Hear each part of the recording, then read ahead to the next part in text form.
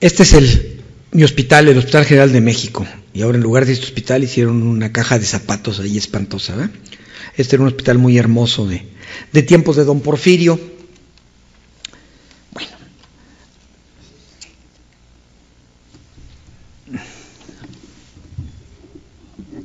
inaugurado en 1905, 5 de febrero de 1905. Ok, sale pues. Muy bien. Este terreno donde nos encontramos era parte de los jardines, bueno, de las huertas del Hospital General de México, y el Seguro Social se lo robó al Hospital General. Bueno, ok. Sí, cierto. Entonces, vamos a hablar pues de hemorragia del aparato digestivo. Es uno de los problemas, de las urgencias más frecuentes del aparato digestivo y requiere tratamiento multidisciplinario y atención inmediata, y a pesar de los avances diagnósticos sigue siendo causa de mortalidad. Ahorita cuando venía yo acá a las 2 de la tarde en nuestro hospital, llegó un paciente cirrótico en fase que estaba en el programa de esperando un hígado para trasplante, con una hemorragia masiva del aparato digestivo, y se murió en la sala de endoscopía, antes de que pudiéramos hacer nada. Entonces, sigue siendo una causa importante de mortalidad. La hemorragia digestiva es, como ustedes saben, es la expulsión de sangre que procede de alguna lesión del tracto digestivo, alguna parte del tracto digestivo. Y clásicamente se ha diagnosticado, se ha hablado de hemorragia digestiva como alta y baja. Alta sería aquella lesión localizada entre la boca y el ángulo duodeno-yeyunal o ángulo de Treitz, y baja la que se encuentra entre el ángulo de Treitz y el esfínter anal. Esas son la hemorragia digestiva. Actualmente se utiliza un término que es hemorragia del tubo digestivo medio o hemorragia de origen oscuro, y se llama oscuro porque es una lesión que no puede ser diagnosticada con los procedimientos endoscópicos tradicionales, la panendoscopía y la colonoscopía. Les diré que la hemorragia digestiva fue lo que disparó el avance de la endoscopía. El saber por qué estaba sangrando un paciente fue lo que hizo que se inventaran endoscopios cada vez mejores, de tal manera que es una de las cosas que disparó la endoscopía y su avance. La hemorragia digestiva alta se manifiesta como hematemesis, melena o rectorragia, y en algunos casos como sangre oculta o síndrome anémico. Esto no lo vamos a tratar porque esto sería parte de otras enfermedades. Aquí voy a hablar solamente de la hemorragia manifiesta. ¿Cuáles son las causas de la hemorragia del aparato digestivo? Las causas más frecuentes del esófago, y en primer lugar en hospitales como el mío, como el Hospital General de México, son las varices del esófago. Los pacientes cirróticos con hipertensión portal, que se les rompen las venas del esófago, ocupan en hospitales como el mío hasta el 40% de las causas. En otros países es muchísimo menos frecuente. En Estados Unidos más o menos corresponden al 15% de las causas de hemorragia.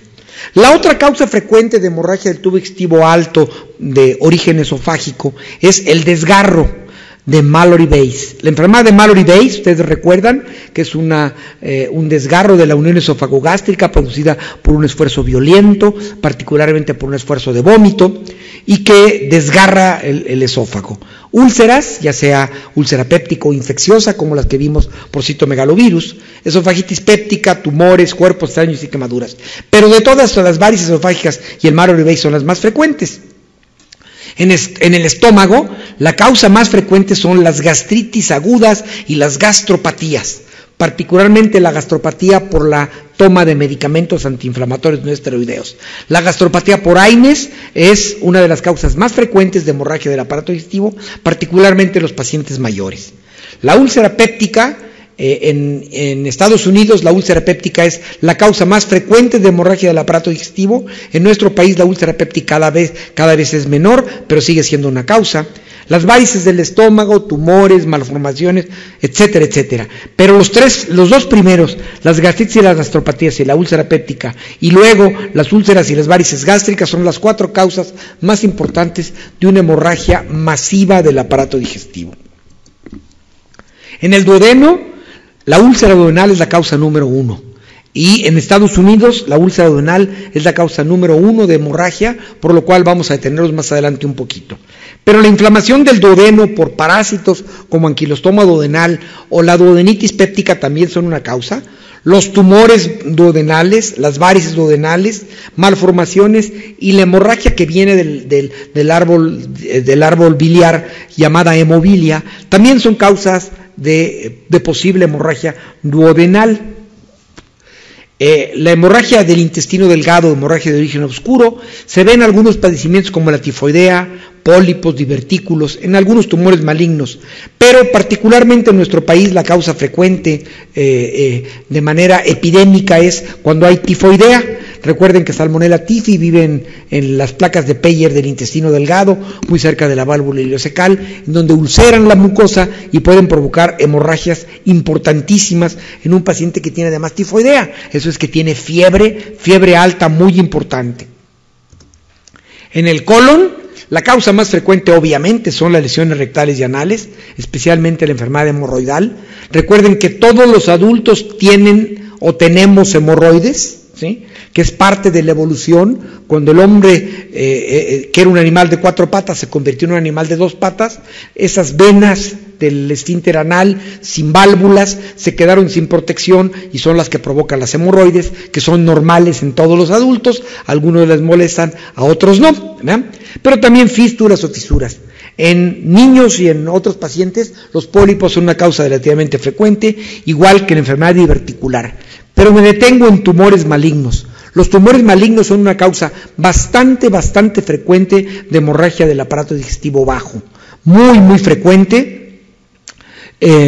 Habitualmente no es una hemorragia masiva, pero es una hemorragia manifiesta que hay que estudiar. Todo paciente que tiene rectorragia hay que estudiarlo. Algunas parasitosis, infecciones y la enfermedad inflamatoria intestinal, como la enfermedad de Cusi o el Crohn, son también capaces de provocar hemorragia digestiva en colon y recto. En tubo digestivo alto podemos dividir la hemorragia utilizando otra clasificación en hemorragia no varicosa o no varicial, en donde la úlcera péptica y las gastritis ocupan el lugar número 1, y la varicosa, en donde las varices del esófago y o del estómago o la gastropatía hipertensiva portal son la causa más común, particularmente en el paciente con cirrosis hepática. En tubo digestivo bajo, en niños y jóvenes, las causas pueden ser fisuras anales o hemorroides que pueden presentarse desde los 15 a 16 años, o pólipos y poliposis. Yo les mostré hace rato una poliposis familiar que se puede manifestar como hemorragia. Y en adultos y ancianos, enfermedad hemorroidal es la causa más frecuente, pero eso no quiere decir que no puedan tener un cáncer de colon y recto. Hemos visto en nuestra institución pacientes operados de hemorroides por rectorragia, tenían hemorroides, se las quitaron, pero lo que estaba sangrando no eran las hemorroides, era un tumor de recto unos cuantos centímetros más allá, que si lo han revisado bien, con una colonoscopia lo hubieran visto. Y muchas veces, recuerden ustedes, el cáncer de recto está al alcance del dedo. Entonces, un tacto rectal no se le niega a nadie, ¿sí?, y menos un buen amigo, ¿verdad? Muy bien, enfermedad diverticular, angiodisplasias, etcétera, ¿verdad? Muy bien. Clínicamente, el paciente puede tener hematemesis, puede tener sangre fresco digerida, puede vomitar, puede tener melena o enterorragia, hematoquesia, cuando arroja sangre rectal, pero también puede tener hemorragia aguda. Y al paciente que tiene una hemorragia digestiva, bueno, le hacemos un interrogatorio de exploración física, exámenes de laboratorio y luego una endoscopía, que es el procedimiento de elección, porque no solamente es diagnóstico y terapéutico. También se pueden hacer gamografías o arteriografías selectivas y les voy a mostrar ahorita todo lo que se puede hacer. Entonces, un paciente que llega con hemorragia digestiva alta, lo primero que se le hace cuando llega a nuestra institución, inclusive al consultorio, es pasarle una sonda nasogástrica. Una sonda nasogástrica nos va a permitir vaciar el estómago para la endoscopía y darnos cuenta si el paciente tiene por la sonda sangre fresca o sangre digerida, y de eso va a depender gran parte del tratamiento. La endoscopía, si nosotros la hacemos antes de 12 horas, vamos a encontrar hasta en el 41% de los casos la hemorragia activa, aguda, hasta en el 41% de los casos. No se les olvide ese número que es en nuestro país muy especial, ¿verdad? Endoscopía tubo digestivo alto. Y entonces, ¿cómo podemos saber que un paciente con hemorragia digestiva es un paciente con una enfermedad grave Hay criterios de gravedad que son clínicos y criterios que son endoscópicos. Clínicos, ¿qué se les ocurre que podría ser? El shock, exactamente, eso es lo más importante, el criterio de inestabilidad hemodinámica o el estado de shock. Y endoscópicos ahorita hablamos. Entonces, ¿qué es lo clínico? Primero, vamos a ver como criterios clínicos valorar la magnitud de la hemorragia, de los cuales la inestabilidad hemodinámica o el estado de choque o de prechoque son los más importantes. ¿Qué otro factor clínico es importante? La persistencia o la recurrencia de la hemorragia. No es lo mismo un paciente que vomitó sangre hace 2 horas y sigue vomitando sangre, o aquel paciente que tiene 3 días vomitando sangre y que primero pensaba que se le iba a quitar solo, que eran evacuaciones negras porque había comido zapote y que luego vomitó un poquito como pozos de sangre. Pues eso no es sangre, o se me va a quitar solo, ¿verdad? Lo típico de los mexicanos. O un paciente que ha tenido 5 hematemesis en los últimos 6 años, ¿verdad? O 7 años, perdón, o 5 o 6 días, etcétera, recurrencia. Y tercero, valorar la magnitud de la pérdida. Eso es difícil porque la sangre, por ejemplo, cuando cae un excusado, pues se llena, parece ser que lo atropelló el metro, ¿verdad? La sangre es, como buena señora, es muy escandalosa. Y además el paciente no vomita toda la sangre, también vomita la sopa de letras y los tlacoyos que se comió. Y gran parte de la sangre está en el tubo digestivo, pues en la fábrica de moronga, ¿no? De tal manera que estos criterios de magnitud son orientadores. Otros factores importantes es la hemorragia activa en el internamiento. Cuando el paciente llega al hospital, le pasamos una sonda nasogástrica y sangre fresca, ese es un criterio de gravedad, un criterio de magnitud, de hemorragia importante. Muy importante la edad. No es lo mismo un paciente de 40 años con hemorragia digestiva a un paciente de 80. El paciente de 40 va a soportar mejor la hipoxia, sus riñones, su corazón, su hígado y su cerebro van a soportar mejor que el otro paciente. Y no es lo mismo una hemorragia en un paciente normal a un paciente diabético, hipertenso, etcétera, etcétera, etcétera, con comorbilidad, enfermo de la mente, americanista, etcétera, etcétera. Muy bien. Recuerden ustedes que lo que más nos importa es el choque hipovolémico, que el volumen circulante de sangre corresponde al 7% del peso corporal y que el paciente con choque puede tener todavía la tensión arterial normal, pero se empiezan a descargar a una serie de factores, hay vasoconstricción y taquicardia, el paciente ya está pálido, sin embargo aparentemente tiene una tensión arterial normal. Después el paciente empieza a tener diaforesis, palidez, cianosis. Y una vez establecido el choque no es solamente la pérdida de un líquido circulante, es la pérdida de un tejido. Estamos perdiendo un tejido vivo, de tal manera que hay cambios celulares muy importantes, del metabolismo aeróbico al anaeróbico, hay acidosis, alteraciones de la membrana, etcétera, etcétera, etcétera, y esto puede llevar en muchos casos a un choque irreversible. De tal manera que tenemos que evitar que el paciente llegue al choque irreversible.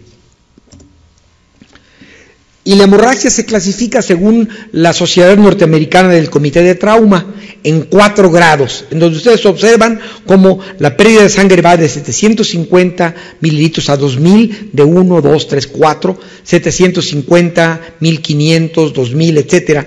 Y conforme avanza la pérdida de sangre en porcentaje, va aumentando la frecuencia cardíaca hasta más de 140, que nos habla ya de un choque grado 4. La presión arterial disminuye desde el estado 2, desde más de 750, la frecuencia respiratoria se va acelerando, tratando de compensar la hipoxia, y el gasto urinario va disminuyendo, algo muy importante, y finalmente el estado mental va empeorando, clase 1, clase 2, clase 3 y clase 4, me parece que Peña Nieto está en clase 3, ¿verdad? Y Cuadri en 4. Ya saben por qué Cuadri trae una combi, ¿no? Porque ahí va a transportar a todos los que van a votar por él. Bueno, ok. El tratamiento. ¿Cuándo transfundir un paciente? Bueno, cuando la pérdida de sangre exceda el 30% del volumen o cuando el paciente no responde en 4 horas a 2 litros de soluciones cristaloides. En ese momento hay que transfundir al paciente. Recuerden que la transfusión sanguínea en nuestro país, bueno, en todos los países es difícil, cuesta trabajo conseguir sangre. Ya no es como antes que se vendía la sangre y se transmitía la hepatitis C, ¿verdad? Eso era lo que se hacía hace algunos años. Actualmente la sangre tiene que ser regalada teóricamente, pero no estamos poniendo, la sangre no es un medicamento, es un tejido vivo. La sangre es un trasplante de órganos. De tal manera que tenemos que utilizarla con toda la premura, pero además con todas las precauciones posibles. Entonces, cuando el paciente llega, ¿qué le hacemos? Lo estabilizamos con una vía aérea permeable, con vías venosas permeables, toma de muestras para laboratorio, y empezamos a reponer en volumen con lo que tenemos, ¿sí? Con lo que tenemos, soluciones cristaloides, de preferencia hipertónicas, sustitutos del plasma, y si es necesario después de unas horas, una transfusión sanguínea. Y le ponemos al paciente un catéter de presión venosa central y una sonda de Foley para controlar y medir la diuresis. Eso es indispensable todo paciente con una hemorragia del aparato digestivo. Y luego podemos darle medicamentos, dependiendo de lo que se trate. Si es un paciente que pensamos que es un ulceroso, con una gastropatía o con gastritis, le damos un inhibidor inhibidor de bomba de protones, un prazol, omeprazol, si tenemos, o alguna otra cosa. Si el paciente tiene una coagulopatía, pues le podemos poner plasma fresco. Si tiene hipertensión portal, le podemos poner un medicamento vasoactivo como la octreotida, la vasopretina o la terlipresina, el gliberase, que es lo mejor que tenemos en nuestro país. Además tenemos solamente octreotida y gliberase, que sirve para la hipertensión portal. El gliberase o terlipresina se dan 2 ampolletas, 2 miligramos iniciales en la vena, y luego 1 o 2 miligramos cada 4 a 6 horas hasta el control de la hemorragia o tratamiento endoscópico. Simplemente el tratamiento de terlipresina para un paciente con varices sangrando logra controlar la hemorragia hasta en la tercera parte de los casos, de tal manera que es un medicamento que tenemos que acordarnos de él, porque pues todos nosotros podemos tener pacientes con varices sangrando, pues mientras se trasladan a un hospital o se les hace una endoscopía, la terlipresina es un extraordinario tratamiento. Y una vez que el paciente se estabiliza, le hacemos la endoscopía terapéutica, endoscopía digestiva alta, y vamos a hablar de algunos aspectos particulares. Primero, de la causa más frecuente en Estados Unidos, que es la úlcera péptica.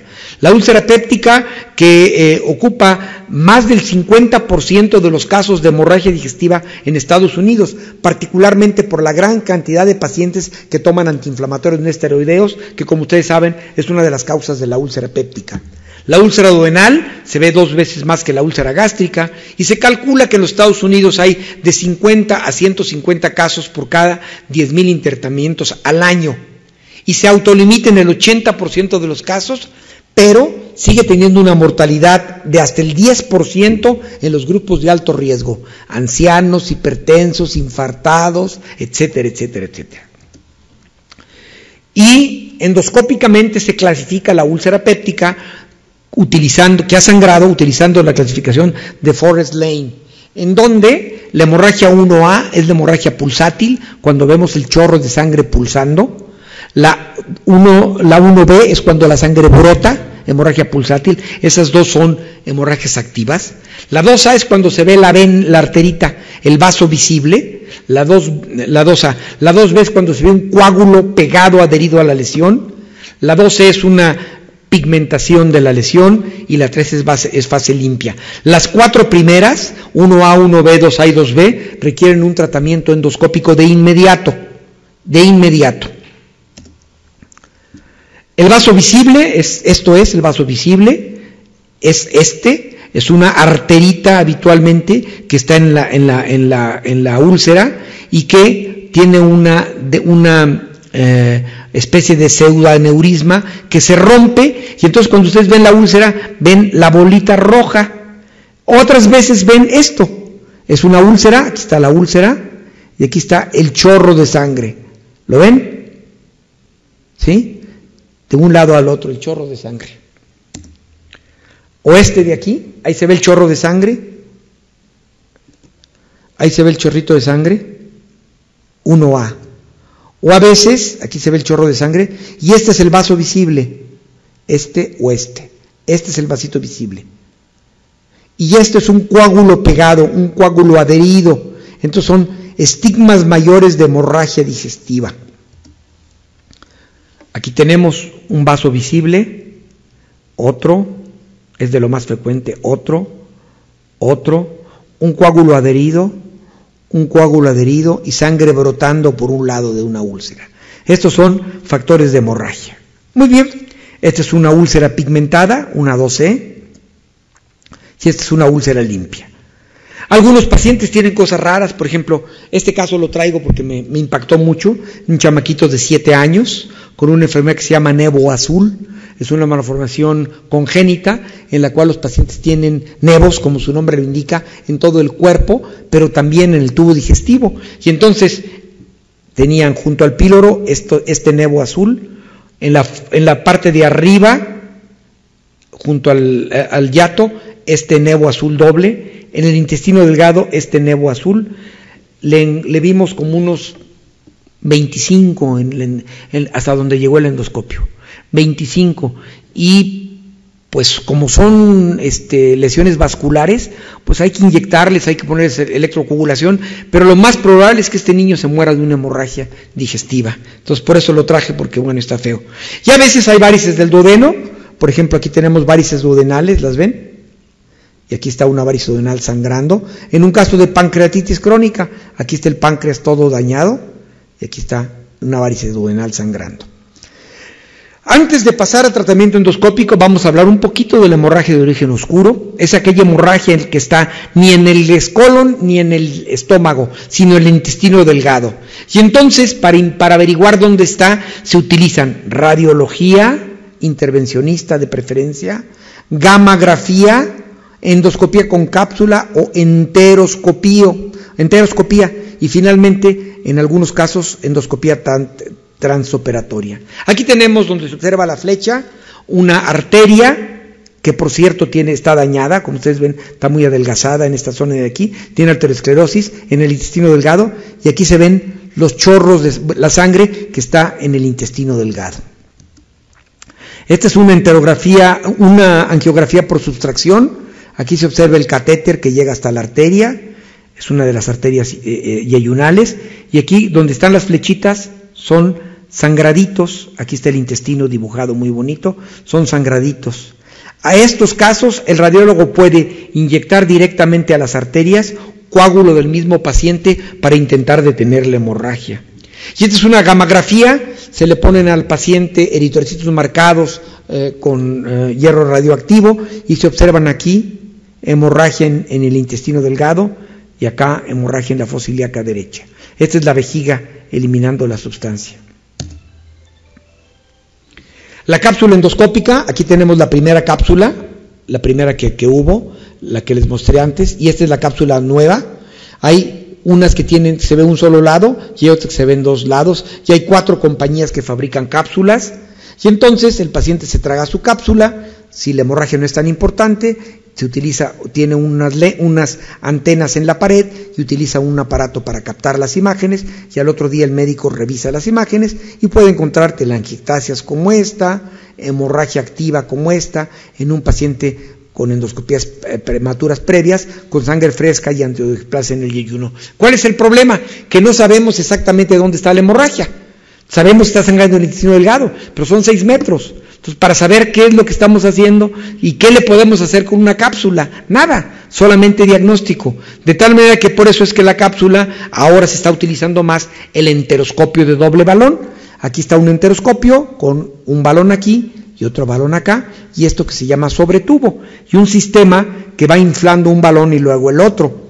Y entonces, ¿qué es lo que se hace? Se infla el balón, luego se aproxima el otro, se infla el otro balón y luego se va jalando y se va arremangando el intestino sobre el endoscopio para poderlo ir viendo. La enteroscopía logra ver pues prácticamente el 80% del intestino delgado de arriba abajo y el otro 80% de abajo arriba, de tal manera que utilizando ambos accesos, primero uno y luego el otro, se logra ver todo el intestino delgado, particularmente para hemorragia de origen oscuro. Esta es la inserción por vía anal. Y estas son las imágenes, ya se las habíamos mostrado. Aquí está el intestino delgado y aquí se ven las imágenes. Hace poco vimos un caso muy interesante que tenía úlceras del intestino delgado por antiinflamatorios no esteroideos, úlceras por AINES en el intestino delgado. Así que aguas con sus aspirinas porque le dan también en la torre a otras partes. En tubo digestivo bajo, causas frecuentes, tumores del ciego. Este es un adenocarcinoma del ciego o otro tipo de tumores del ciego. Cuidado con ellos. Esta es una úlcera colónica que no supe nunca la causa, pero que estaba echando gotita tras gotita, tras gotita, tras gotita. Bueno, aquí está el tratamiento. Y aquí hay otra úlcera colónica en una enfermedad de Crohn, sangrando de manera activa. Bueno, aquí está el Golden Probe haciéndole tratamiento. Muy bien. Aquí vamos con el diagnóstico, hasta aquí vamos con el diagnóstico de la enfermedad ulcerosa, de la hemorragia del aparato digestivo. Pero como les decía, el diagnóstico no solamente, la endoscopía no solamente da diagnóstico, sino tiene que dar tratamiento endoscópico. Y el tratamiento de la hemorragia digestiva por endoscopía tiene 4 modalidades: el tratamiento tópico, el tratamiento térmico, el mecánico y la inyección de sustancias. Vamos a hablar de ellas. El tratamiento tópico es la aspersión de alguna sustancia vasoactiva. Particularmente en nuestro país se ha utilizado formol diluido. En otros países se utilizan factores de coagulación, fibrina, etcétera, etcétera. Es un tratamiento que no tiene tanta utilidad porque solamente se utiliza para lesiones de tipo difuso. Sin embargo, actualmente hay en un congreso recientemente observé una sustancia que está sangrando una úlcera activamente, le echan la sustancia e inmediatamente detiene la hemorragia. Y en la demostración de laboratorio, en un animal de experimentación, en un conejo, le abren el tórax, le hacen un agujero al corazón con un picahielo, sale el chorro, le echan la sustancia y se detiene la hemorragia instantáneamente. Así que algún día tendremos ese spray maravilloso, se llama TC42, quién sabe qué, no sé, pero está hecho en Hong Kong, ¿sí? Estudiado por el doctor Chingon. Bueno, entonces, esto probablemente sea lo que sucede. En nuestro país lo que hemos utilizado es formol diluido. Los métodos que más se utilizan son los métodos térmicos. El método más térmicos pueden ser la electrocoagulación, que tiene que ser de preferencia bipolar o multipolar, la sonda térmica o sonda caliente o heater proof, la coagulación monopolar en argón plasma o el rayo láser. El rayo láser, les adelantaré que el rayo láser que se utiliza para hemorragia digestiva es el de neodimio YAG. Se utilizó un tiempo y actualmente no se utiliza porque tiene un costo muy elevado. La pura instalación cuesta varios miles de dólares y el aparatito cuesta más de $100,000 el puro catéter, de tal manera que es un procedimiento muy caro y que ha sido sustituido por otro tipo de procedimientos muchísimo más baratos y con el mismo éxito. En nuestro hospital tenemos los siguientes equipos. Tenemos el inyector coagulador bipolar llamado Gold Proof. Adivinen de qué tiene la punta. El Gold Proof. Brujo de oro, claro. Así, el oro transmite muy bien la corriente eléctrica. Entonces, así que si quieren ponerle corriente eléctrica a su suegra en los aretes, imagínense cómo le truenan, cómo le dejan la cara, como el Bester, ¿verdad? Sí, bueno. Ok, entonces aquí está la punta, que es un catéter cubierto. Chin.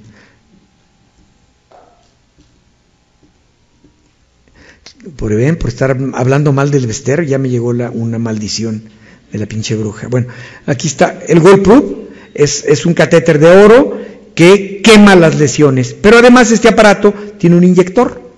Entonces podemos hacer 2 métodos. Actualmente se recomienda que para el tratamiento endoscópico de una hemorragia del aparato digestivo se utilicen de manera simultánea 2 métodos, un método térmico y un método de inyección. Eso es lo mejor para evitar las recurrencias.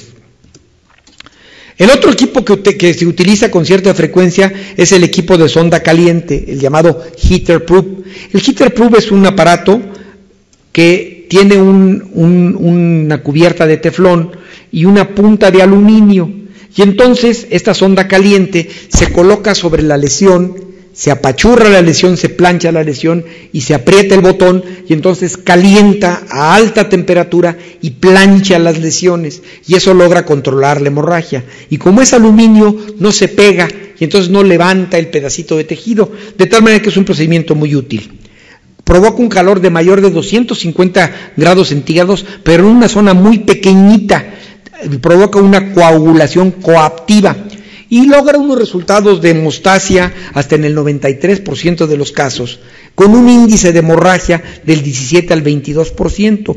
Por ese índice de hemorragia es que se recomienda que antes del Hitterproof o después del Hitterproof se inyecte la lesión o se le ponga otro método, etcétera, etcétera. Se utilizan de preferencia dos métodos para evitar que el paciente tenga una recurrencia o un resangrado.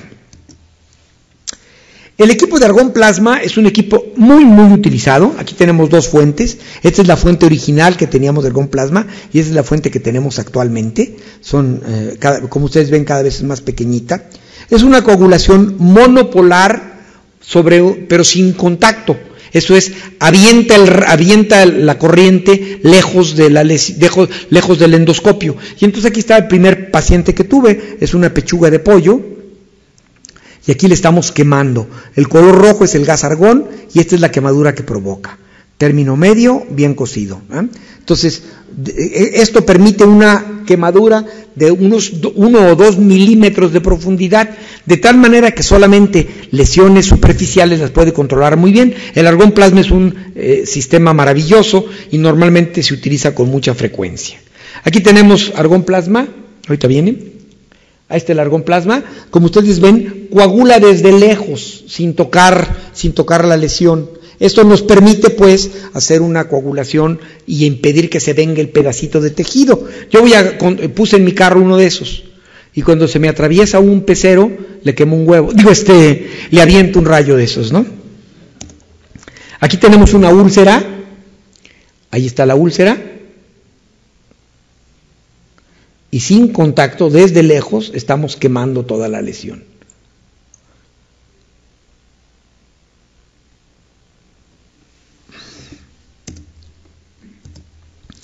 Este es un divertículo del colon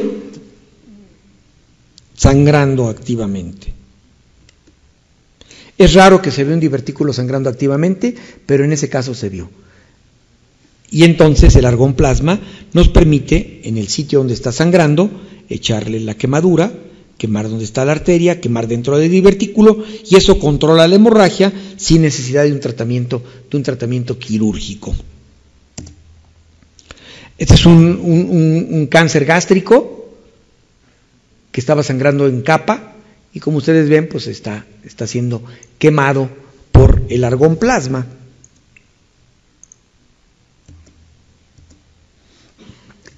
Una de las patologías que se ven con cierta frecuencia en nuestro país son las telangiectasias del recto, la llamada proctitis actínica. Esa se ve a las pacientes operadas de cáncer, radiadas de cáncer cervicuterino, y entonces desarrollan lesiones vasculares como esas que observan ahí, que sangran y son un auténtico sacrificio. Y entonces, ¿qué hacemos? Pues las quemamos con argón plasma. En varias sesiones, todas las zonas sangrantes se van quemando, se va destruyendo la lesión y pues en 4 o 5 sesiones logramos controlar la hemorragia. Antes se utilizaban apósitos de formol colocados dentro del recto de la paciente, pero imagínense lo que arde en el recto de un paciente, algo como formol. En cambio esto se hace con el paciente sedado y nos permite controlar las telangiectasias.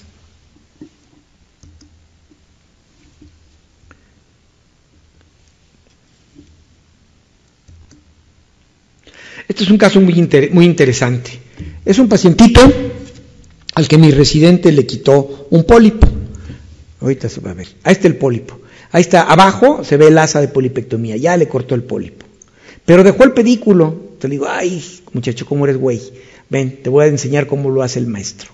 Y entonces le quité el pedículo y vean qué padre. Como hay un poquito de luz no se alcanza a ver bien.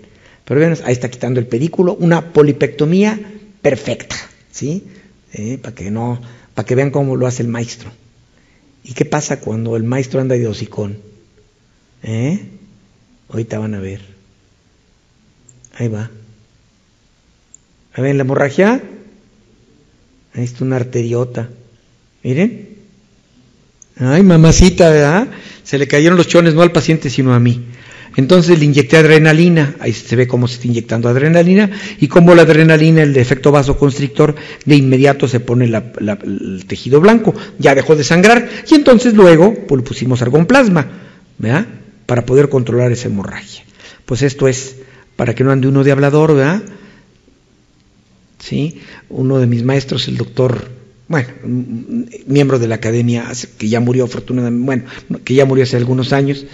Un día estábamos pasando visita en el hospital y le presenté un caso. Mire, le presento a usted al señor tal con una hernia inguinal reproducida. Entonces, a ver, enséñame. Era un señor muy brusco. A ver, enséñame. Ya le enseñó la ingle.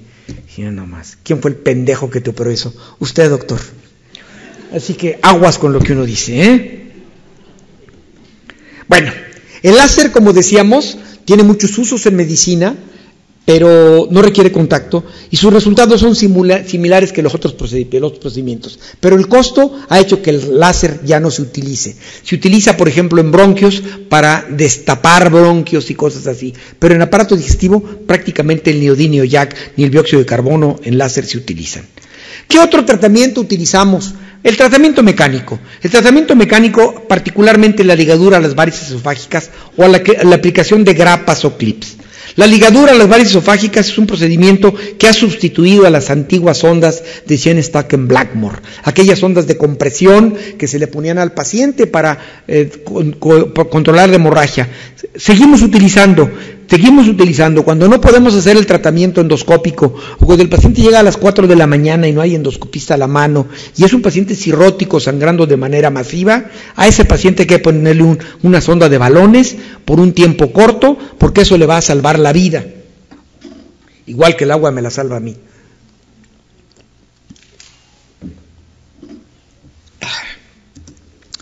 La ligadura de varices esofágicas, aquí hay una varice. Esta es una varice esofágica, esta. Ven ustedes cómo tiene varice sobre varice. Esto se llama varice sobre varice. Estas están a punto de reventarse y esta ya está ligada. Entonces, ¿cómo se hace la ligadura? Bueno, se localiza la varice, en el endoscopio se pone un capuchón de plástico, se chupa la varice por dentro y el capuchón trae unas liguitas, trae 4, 6 o 10 ligas, y entonces con una cremallera se da vuelta y se suelta la liguita y va estrangulando las varices. Aquí está la varice ya estrangulada, aquí está la liguita, aquí está la otra liguita, y estos son los hilos con los que se disparan las varices. Y así quedan. La última liga siempre es de color amarillo o azul. Y al cabo de unas 2 semanas, ahí ya, esto ya se trombosó, se cae la varice y quedan unas zonas ulceradas.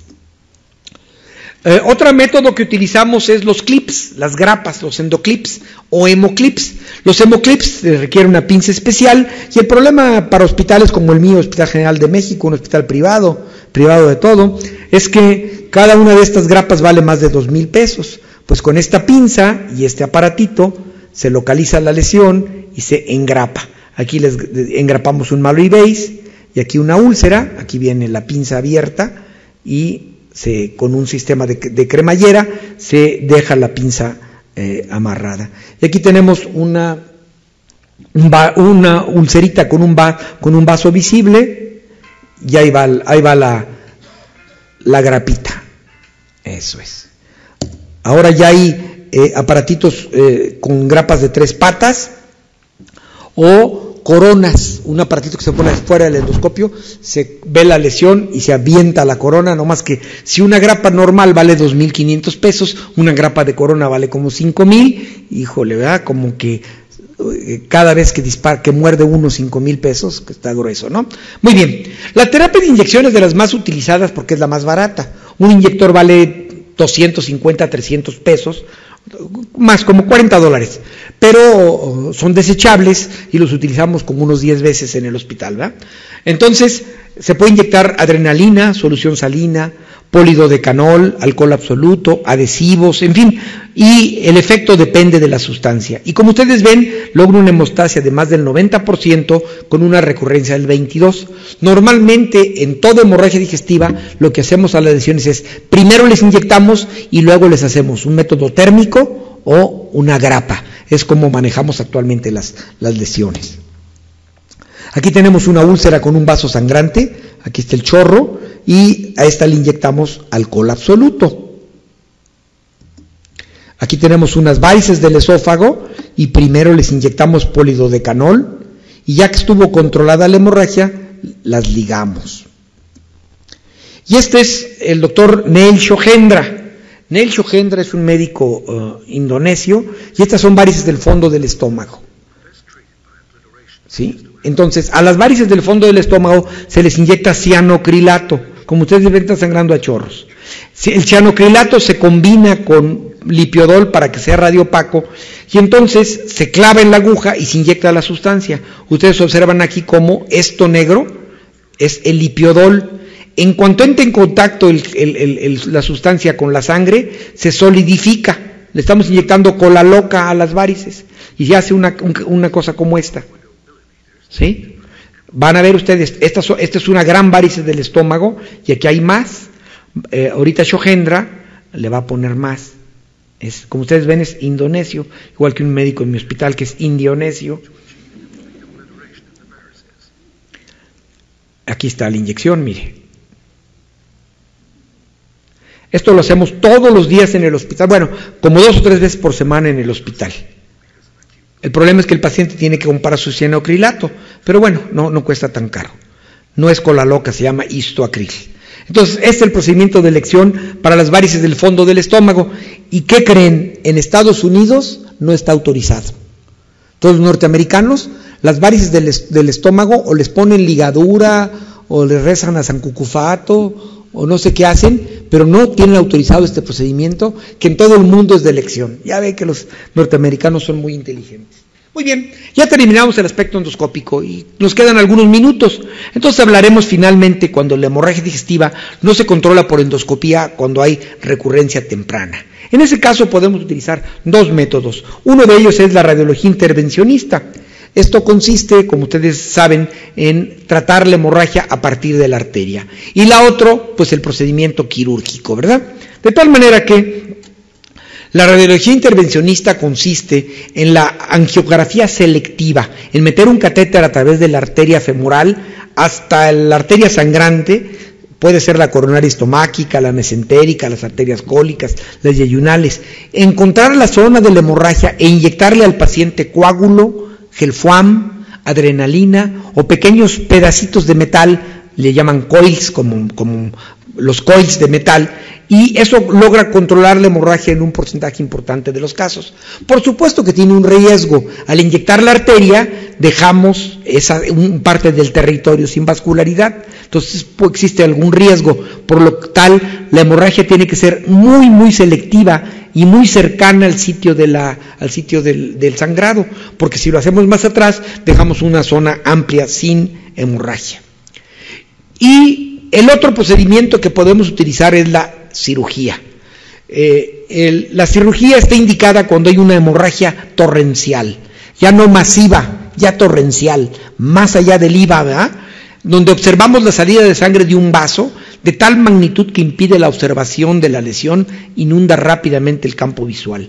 He visto arterias, he visto veces que entro y veo el chorro de sangre de la arteria coronaria estomáquica y no hay manera de hacerle nada más que sacar el endoscopio y llevar al paciente al quirófano, dormirlo y abrirle la panza, porque si no se vacía. Y entonces se liga la arteria. Esto sucede cuando suceden 3 arterias que se abren. Primero, la coronaria estomáquica. Segundo, la arteria gastroduodenal, o tercero, la pancreatiduodenal. Arriba, en las úlceras gástricas, particularmente las úlceras gástricas úlceras gástricas en la porción vertical de la incisura. La arteria gastroduodenal pasa inmediatamente por detrás del duodeno, del bulbo duodenal, y la úlcera duodenal la puede agujerar, igual que la pancreático duodenal, pero más bien la gastroduodenal. Como ustedes saben, el 80% de los eventos de hemorragia digestiva se resuelven de manera espontánea. Y otro número importante, más o menos el 90% del 20% que quedó, se resuelven por endoscopía. Y el resto tienen que llegar o radiología intervencionista y finalmente la cirugía. El paciente con hemorragia hay que operarlo oportunamente, no cuando está boqueando, ¿sí? No hay que llamar al cirujano cuando sea última solución, cuando el paciente ya tiene trastornos metabólicos, coagulopatía por consumo, etcétera, etcétera, cuando está en choque irreversible. Hay que atenderlo cuando se encuentra todavía en condiciones adecuadas para ser atendido. Entonces, la cirugía se utiliza en lesiones crónicas, callosas, rígidas, con tejidos escleróticos, cuando no se pueda controlar la hemorragia, cuando es una lesión torrencial, ya lo habíamos dicho, o cuando es una hemorragia de origen oscuro, o cuando hay hemorragia y perforación simultánea de una úlcera péptica, lo cual afortunadamente es muy raro. ¿Y cuándo hay que operar al paciente? Pues hay que operarlo rápido si el paciente es más grave, si el paciente está anciano, si ha tenido un infarto, si es diabético, etcétera. Al revés, dicen, ay caray, si el paciente es joven va a aguantar la cirugía, pues el paciente joven aguanta la hemorragia y el viejito no. Entonces al viejito hay que operarlo lo más pronto que se pueda.